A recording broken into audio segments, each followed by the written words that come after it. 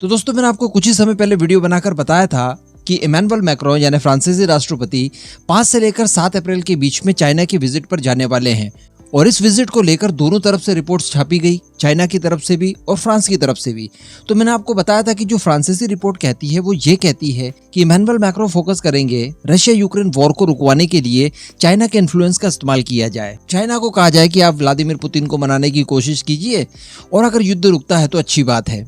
लेकिन मैंने आपको वहीं पर बताया था कि जो चाइना की रिपोर्ट आई है इस विजिट को लेकर, उसमें केवल और केवल ट्रेड के बारे में ही बात की गई है। जी हाँ, इस समय चाइना ये चाहता है कि यूरोपियन यूनियन का साथ ना छोड़ा जाए क्योंकि अमेरिका उसका साथ छोड़ चुका है। ऐसी परिस्थिति में यूरोपियन यूनियन आज के साथ साथ कल तक चाइना को बहुत मजबूती दे सकता है, क्योंकि पिछले कुछ समय में देखा गया है कि अमेरिका और वेस्टर्न कंट्रीज के बीच में भी थोड़ा बहुत फ्रैक्शन होने लगा है। तो इन फ्यूचर अगर इसी तरह से अमेरिका अपनी खराब नीतियों के चलते यूरोपियन देशों को अगर ऐसी नुकसान पहुंचाता रहा जैसा कि रिसेंटली रशिया यूक्रेन वॉर के दौरान देखा, तो वो समय दूर नहीं है जब अमेरिका का साथ शायद वेस्टर्न कंट्रीज छोड़ देंगी। और ऐसी परिस्थिति में ये वेस्टर्न कंट्रीज जो कि बहुत ताकतवर है आर्थिक रूप से, ये चाइना के हाथ में रहेंगी और यही प्लानिंग है इस समय चाइना की। इसी वजह से चाइना की तरफ से काफी ज्यादा जोर लगाया जा रहा है कि फ्रांस के साथ अपने रिलेशनशिप को बहुत मजबूत किया जाए। हालांकि मैं आपको वीडियो की शुरुआत में बता दूं, ऐसा बिल्कुल नहीं है कि फ्रांस अपना कोई क्रूशियल हथियार चाइना को देने जा रहा है जो कि भारत के खिलाफ ही वो इस्तेमाल करेगा। ऐसा नहीं है, ना ही किसी हथियार की कोई टेक्नोलॉजी वगैरह फ्रांस की तरफ से चाइना को दी जा रही है। वो चुरा ले, वो रिवर्स इंजीनियरिंग कर ले, बात अलग है। लेकिन ऐसी कोई ऑफिशियल डिफेंस डील दोनों देशों के बीच में अब संभव नहीं है, क्योंकि चाइना काफी हद तक आत्मनिर्भर हो चुका है।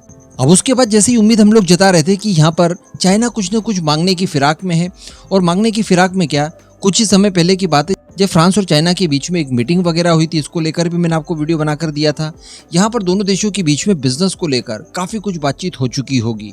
अब हम सभी जानते हैं कि यूरोप की कंपनी एयरबस जो कि यात्री विमान बनाती है, उसमें फ्रांस का भी शेयर है और फ्रांस का अच्छा खासा दबदबा भी है। तो यहाँ पर अंदर खाने पहले ही चाइना और फ्रांस के बीच में इसको लेकर कोई बड़ी बातचीत हो चुकी होगी, जिसके परिणाम स्वरूप बताया जा रहा है कि राष्ट्रपति मैक्रो की इसी विजिट के दौरान एयरबस के भी कुछ ऑफिशियल द्वारा चाइना विजिट किया गया और चाइना को यह आश्वासन दिया गया कि बहुत ही जल्द चाइना के अंदर एयरबस के विमानों की मैन्युफैक्चरिंग के लिए दूसरी यूनिट का सेटअप किया जाएगा। जी हाँ, एक यूनिट ऑलरेडी चाइना के अंदर एयरबस की है और अब दूसरी यूनिट भी सेटअप करने जा रहे हैं। इसी के साथ साथ एयरबस के ऑफिशियल द्वारा चाइना की काफी बड़े स्केल पर तारीफ भी की गई। यहाँ तक कि कोविड क्राइसिस से निपटने में जो चाइना का कंट्रीब्यूशन रहा उसको लेकर भी तारीफें की गई, जबकि हम सभी जानते हैं कि चाइना की व्यवस्था क्या थी कोविड के खिलाफ। और ये कहा कि चाइना के अंदर ये उद्योग काफी ज्यादा बढ़ रहा है और ऐसी परिस्थिति की एयरबस के सामने भी काफी बड़े बड़े ऑर्डर्स आ रहे हैं, तो उनकी पूर्ति के लिए चाइना में दूसरी असेंबली लाइन का निर्माण किया जाएगा और बड़े पैमाने पर एयरबस के एयरक्राफ्ट्स चाइना के अंदर बनाए जाएंगे। जबकि इसी तरह की कुछ चीजें हम चाहते थे। रिसेंटली हम लोगों ने बहुत बड़ा ऑर्डर दिया।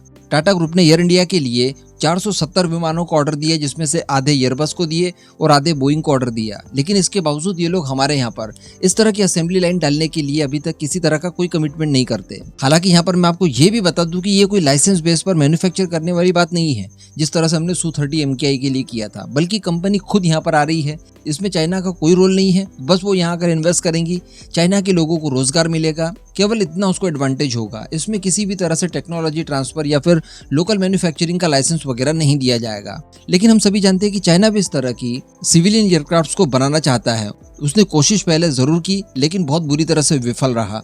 तो हो सकता है कि इन सब असेंबली लाइंस के चलते वो काफी कुछ एक्सपीरियंस ले, रिवर्स इंजीनियरिंग की मदद ले, या फिर जो एयरबस के ऑफिशियल्स हैं, जो वहां पर बड़े अधिकारी होंगे, उन्हें खरीद कर टेक्नोलॉजी भी ले और इस तरह से वो अपनी खुद की जो सिविलियन एयरक्राफ्ट्स के मामले में इंडस्ट्री है उसे भी चमकाना चाहता है। लेकिन भारत का क्या? फ्रांस के साथ इतने अच्छे रिलेशनशिप होने के बावजूद इतना बड़ा ऑर्डर प्लेस किया गया टाटा के द्वारा, उसके बावजूद असेंबली लाइन को लेकर किसी तरह का कोई कमिटमेंट नहीं किया गया। इससे पहले हमारी एयरलाइंस इंडिगो काफी बड़े पैमाने पर एयरबस के जो एयरक्राफ्ट्स हैं उनका इस्तेमाल करती है, तब भी किसी तरह का कोई कमिटमेंट नहीं किया गया। यहाँ तक कि मैंने आपको कुछ समय पहले बताया था कि इंडिगो एयरलाइंस 500 प्लस जाकर कुछ विमान खरीदने जा रही है, जो कि टाटा के द्वारा खरीदे गए एयरक्राफ्ट्स के रिकॉर्ड को भी तोड़ने जा रहा है। और संभवतः जून जुलाई में ये ऑर्डर प्लेस कर दिया जाएगा, जिसके लिए सबसे बड़ा कॉम्पिटिटर एयरबस ही है।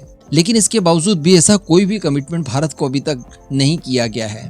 कुछ लोग यहाँ पर ये जरूर कह सकते हैं कि यार देखिए चाइना काफी डेवलप हो रहा है, वहाँ पर लोग एयरलाइंस का इस्तेमाल बड़े पैमाने पर करते हैं, तो एयरबस अगर वहाँ पर जाकर असेंबली लाइन शुरू करेगी तो चाइना की जो लोकल एयरलाइंस है वो बड़े पैमाने पर वहीं के वहीं इन एयरबस के विमानों को खरीदना शुरू कर देगी। इस लालच में एयरबस ने ऐसा काम किया होगा। तो मैं आपको बता दूं कि भारत का मार्केट भी बिल्कुल छोटा नहीं है।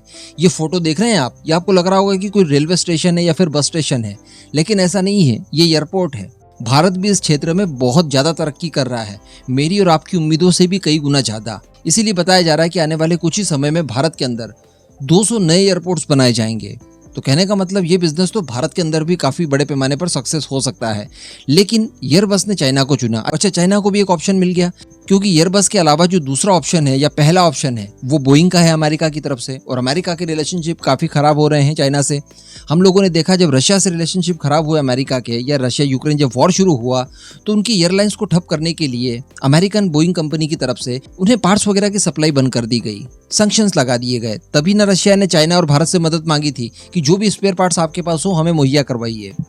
अब ऐसी परिस्थिति चाइना के साथ भी आ सकती है इन फ्यूचर, तो वहां पर एयरबस का यही असेंबली लाइन उसे बचा सकती है। तो दोनों का फायदा हो गया, म्यूचुअली इन लोगों ने गेम कर दिया। वीडियो बड़ी लंबी हो रही है, इसलिए मैं आपको सारे डेटा बताकर आपका समय खराब नहीं करूंगा, लेकिन मैं आपको इतना बता दूं कि एयरबस अपने इन फ्यूचर जितनी भी प्लानिंग वगैरह है और जितने भी ऑर्डर उससे मिलने चाह रहे हैं, जिनकी पूर्ति करेगा वो, उसके लिए बहुत ज्यादा आश्वस्त है। चाइना के अंदर ये जो सेकेंड असेंबली लाइन वो स्थापित करने जा रहा है, उससे कहने का मतलब काफी मजबूत लेवल पर इन लोगों के बीच में पार्टनरशिप यहाँ पर तय हुई है।